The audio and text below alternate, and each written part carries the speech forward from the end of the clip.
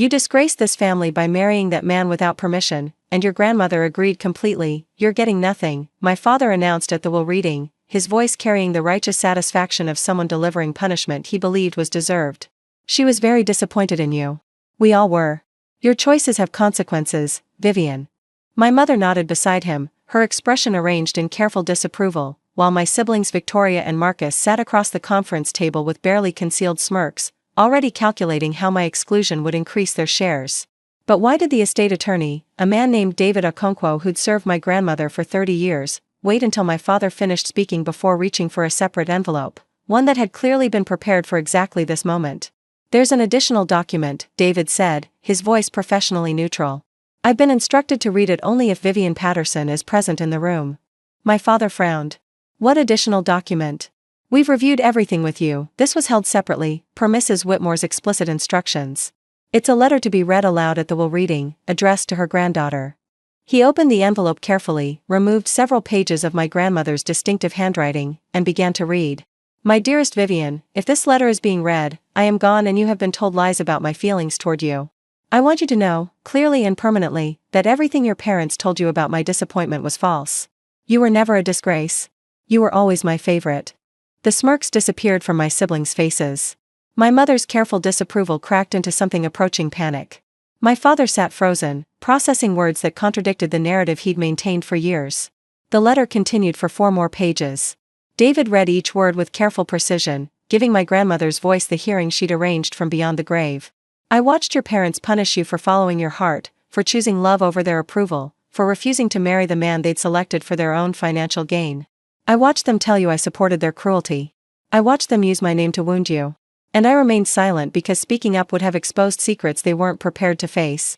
She'd been silent. For 8 years, she'd let me believe she'd rejected me alongside everyone else. But silence, I was learning, wasn't the same as agreement. "I've left the contents of my public estate to be divided among your siblings and parents as they expect. The house, the investments they know about, the accounts they've been monitoring, all of that will go to them." My father relaxed slightly at this confirmation. "However, there are assets your parents never knew existed. A real estate portfolio I built over 40 years, held in a trust they were never informed about. 12 properties across 6 states, including commercial buildings, residential complexes, and undeveloped land with substantial value." David paused, letting the revelation settle. "The current assessed value of this portfolio is $12.7 million. I am leaving it entirely to Vivian, my favorite grandchild and the only one who ever loved me for who I was rather than what I could provide." The silence that followed was absolute. My father's face had gone from satisfied to confused to something approaching purple. My mother looked between David and the letter as if one of them must be lying. Victoria and Marcus were doing rapid mental calculations, trying to understand how $12.7 million had existed without their knowledge. "That's impossible," my father finally managed. "We handled her finances for years. We would have known. The trust was established in 1987, before your involvement with Mrs. Whitmore's financial affairs. It was managed by a separate firm with explicit instructions to maintain complete confidentiality. Your mother was quite clear that you were never to be informed of its existence. Why? Why would she hide money from her own family?" David set down the letter and looked at my father directly. Perhaps she had concerns about how that information would be used. Or misused. The marriage that had disgraced the family had happened 8 years earlier. I'd been 26, established in my career as a pediatric nurse, independent in every way except the emotional chains my family had wrapped around my sense of self-worth. My parents had selected a husband for me, Bradley Harrington, son of their business partners, heir to a real estate development fortune. The merger of families would have been financially advantageous for everyone except me. Bradley was handsome, wealthy, and utterly without warmth. He'd looked at me like an acquisition, a box to be checked on his path to the life his parents had planned. I'd met Daniel at a community health fair, a public school teacher with kind eyes and no family money who listened when I talked and laughed at my jokes and made me feel like a person rather than an asset. When I told my parents I was marrying Daniel instead of Bradley, the response had been swift and brutal. "You're throwing away everything we've built for you," my father had said. "He's a teacher. He'll never provide the life you deserve," my mother had added. "Grandmother agrees with us. She's very disappointed in your choices." That last statement had been the cruelest, because my grandmother had been my anchor. She'd been the one family member who seemed to see me as an individual rather than a chess piece in their financial games. I'd called her, desperate for her voice, for her reassurance. But my parents had already reached her. I think it's best if you don't visit for a while, she'd said, her voice strangely flat. Your parents need time. The rejection had devastated me. I'd married Daniel anyway. A small ceremony with his family and a few friends. No Whitmore relatives in attendance. No congratulations, no gifts, no acknowledgement that the marriage had happened at all. The years that followed had been filled with silence from my family and fullness from my marriage. Daniel and I had built a life together, modest by my parents' standards, but rich in the ways that mattered. 2 children now, both healthy and loved. A small house we'd bought together. Careers that allowed us to help people while maintaining our integrity. I'd grieved my family's absence, but I'd learned to live without them. When my grandmother died, I'd almost not attended the will reading. Why witness the final confirmation that she'd rejected me along with everyone else? But something had pulled me there. Some hope that I couldn't quite extinguish. That hope had just been validated beyond anything I'd imagined. The letter continued with explanations I'd waited 8 years to hear. Your parents threatened me, Vivian. They told me that if I supported your marriage openly, they would cut me off from all my grandchildren, not just you. Victoria's children, Marcus's children, I would never see any of them again. David's voice remained steady, but I could see even he was affected by what he was reading. I was 74 years old and terrified of dying alone, without family around me. So I stayed silent. I let them use my name to hurt you. I let you believe I'd abandoned you. But I never stopped watching. I followed your career through mutual friends. I saw photos of your children through a private investigator I hired. I knew about your marriage, your home, your happiness. And I was proud of you every single day. My mother interrupted the reading. This is ridiculous. She was clearly suffering from dementia when she wrote this. We'll contest, Mrs. Patterson, David said calmly. This letter was written 3 years ago, witnessed by 2 independent parties, and accompanied by a comprehensive competency evaluation from a board-certified psychiatrist. Mrs. Whitmore anticipated that you would attempt to challenge her wishes. She made provisions accordingly. 3 years ago? She's been planning this for 3 years? She was planning this for much longer than that. The trust was established nearly 40 years ago. She simply waited to reveal it until she was certain about who deserved to inherit it. The specific provisions of the trust were detailed and ironclad. I was the sole beneficiary. My children were named as successor beneficiaries. My parents, siblings, and their descendants were explicitly excluded, not just overlooked, but specifically named as having no claim to any portion of the estate. I want to be clear, the letter read in David's steady voice, that this exclusion is deliberate. My son Robert and his wife Helena have spent their lives treating wealth as the measure of human worth. They've raised their other children to believe the same. They punished Vivian for choosing love over money, and they used me as a weapon in that punishment. This inheritance is not revenge. It is correction. The money goes to the person who never wanted it, who never asked for it, who built a meaningful life without it. That is precisely why she deserves it. My father stood abruptly. We're leaving. This is clearly some kind of scam, some manipulation. Mr. Patterson, you're welcome to leave, but I should inform you that there are additional provisions in the trust that affect the remainder of your mother's estate. My father paused. What provisions? Mrs. Whitmore anticipated that you might try to contest Vivian's inheritance. If any legal challenge is filed against the trust, a separate fund of $2 million, currently designated for distribution among your other grandchildren, will be redirected to charity. You would be, in effect, taking money from your own grandchildren to fight a legal battle you cannot win. The calculation played across my father's face. Additionally, any attempt to harass, pressure, or contact Vivian regarding this inheritance triggers an automatic reduction in your share of the public estate. Each contact reduces your inheritance by $100,000, to a maximum of total elimination. She can't do that. She did it. The trust documents are legally binding and have been reviewed by multiple attorneys.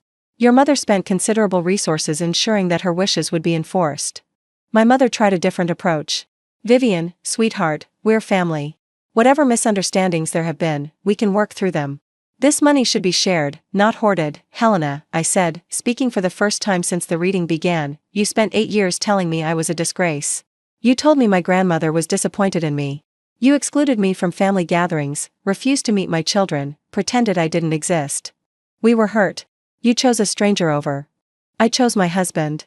I chose love. And you chose to punish me for it. But now that grandmother's gone, we can start fresh. We can be a family again. You want to be a family now that I have $12.7 million. When I had nothing, you wanted nothing to do with me. That's not fair. It's perfectly fair. It's exactly what you taught me, that money determines worth. I simply learned the lesson you never expected me to apply to you. The letter had one more section, personal words meant only for me. My dearest Vivian, I'm sorry I wasn't brave enough to support you openly. I'm sorry I let them use my silence as a weapon. I'm sorry I never met your children or attended your wedding or told you face to face that I was proud of you. David's voice softened as he read these final paragraphs. But I want you to know that love doesn't always look like public declarations. Sometimes love is secret. Sometimes love is strategic. Sometimes love waits until it can do the most good. Use this money to build the life you deserve. Not the life your parents wanted for you, the life you've already created with Daniel and your children. Expand it. Protect it. Enjoy it. And when your children are old enough, tell them about their great-grandmother. Tell them I loved their mother fiercely, even when I couldn't show it. Tell them that family isn't about blood or money, it's about choosing to love people and proving that love through action. You chose Daniel. You chose love. And that choice proved you were exactly the person I always believed you to be. With all my love, now and forever, Grandmother Eleanor. The room remained silent after David finished reading. My siblings looked at each other with expressions of disbelief and resentment. My parents seemed diminished somehow, their authority undermined by revelations they couldn't dismiss or control. What happens now? Victoria finally asked. Now, the estates are processed according to Mrs. Whitmore's documented wishes. The public estate will be divided among you as previously discussed. The trust will be transferred to Vivian's control within 30 days. And there's no way to challenge any of this? You're welcome to try. But I should warn you, Mrs. Whitmore also left funds specifically designated for Vivian's legal defense, should any challenges arise. Those funds are substantial. And the case law supporting her trust structure is comprehensive. My grandmother had thought of everything. She'd spent years building protections I hadn't known I needed, from threats I hadn't understood I faced. I left the law office alone. My family remained behind, presumably to discuss strategies for reversing what couldn't be reversed, for controlling what they'd lost control of, for maintaining hierarchies that had just been upended. Daniel was waiting for me in the parking lot, leaning against our 10-year-old Honda, worry creasing his face. How bad was it? I started laughing. Then crying. Then something in between. She left me everything, I managed. A secret trust. $12 million. And a letter explaining that she never stopped loving me. Daniel pulled me into his arms. I'm so sorry you had to find out this way. After she was gone. I know. But at least I found out. At least I know the truth now. The truth was more complex than any single letter could convey. In the weeks that followed, David shared additional documentation my grandmother had prepared. A detailed history of how my parents had manipulated her relationships with all her grandchildren. Evidence of financial improprieties they'd committed while managing her known accounts. Records of conversations where they discussed strategies for controlling her estate. My grandmother hadn't just been building a secret inheritance. She'd been documenting a pattern of family dysfunction that stretched back decades. She wanted you to understand, David explained during one of our meetings. Not just that she loved you, but why she couldn't show it. And why she chose to correct the injustice this way. By leaving me money? By leaving you proof. The money is just the vehicle. The real inheritance is the truth, that you were never the disgrace they claimed. That your choices were right. That their punishment of you was wrong. The contact attempts began within weeks of the will reading. My mother, reaching out with sudden warmth she'd never shown before. Vivian, I've been doing a lot of thinking. I was too harsh. Can we talk? My sister Victoria, suddenly interested in sisterly reconnection. I know we've grown apart, but family is family. Maybe we could get the kids together?